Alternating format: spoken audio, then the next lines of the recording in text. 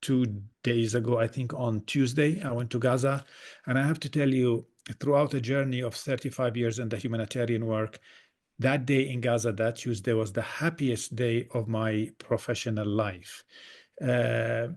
I think it's the first time I was smiling when I was in Gaza, because people were smiling. But I've received clear messages from the people. People, they don't want to continue depending on humanitarian aid. They want to rebuild their lives. Some of them even wanted to go back to their place of origin if they have a tent, just to put it there on top of the rubble.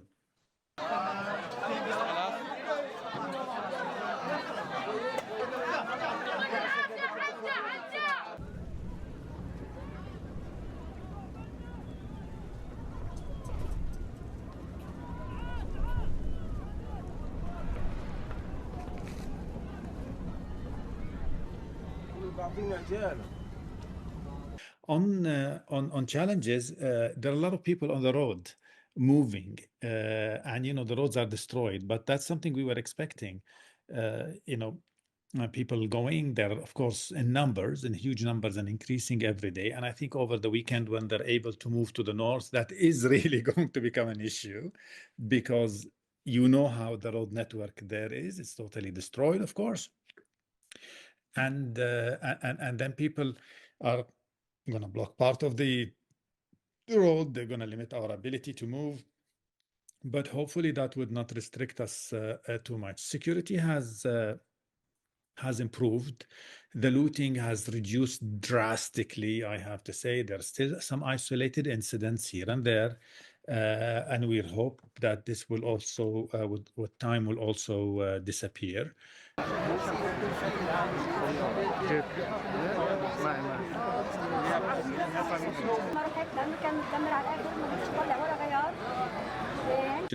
Funding is an issue. We need immediate funding to make sure that that we continue providing the aid for the 42 days, but also after the 42 days, because we're hopeful that we'll go from phase 1 to phase 2. So definitely we need more funding. We need to buy tents. We need to buy other humanitarian aid. There is a lot that needs to be done, and we really need to start, as I said many times, early recovery. We saw people already, UNDP started opening roads, doing rubble removal, and many more activities are still to start. But funding, yes, we need immediate funding for the entire UN system.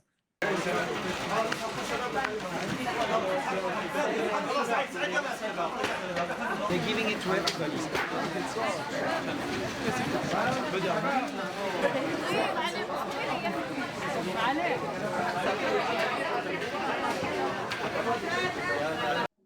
Of course, borders crossings open.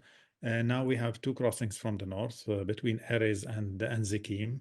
Kerem Shalom is open. Of course, Rafah, which was the major crossing point, that is not open. But what has changed is the law and order, because before we couldn't do the pickup, we couldn't upload from Kerem Shalom because of the security situation, the looting that we have faced, the blockages that were put by the looters. All of that, just is basically restricted our movement. So that was the major issue, the major reason and challenge that we couldn't deliver. And now, once that issue has been resolved, and we now have more number of trucks available for us, so that's why you saw the huge increase in the deliveries.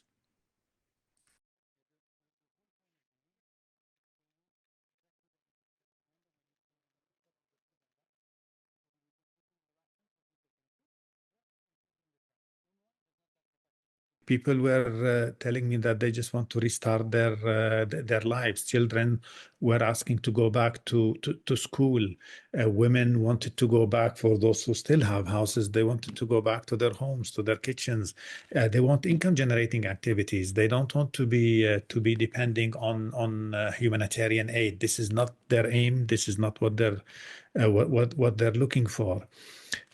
So the people see this as an opportunity to just, start, go back, and to rebuild their lives.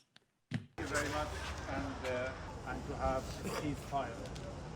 This ceasefire that we have asked for with the people in Gaza, and the United Nations will stand by you and will continue.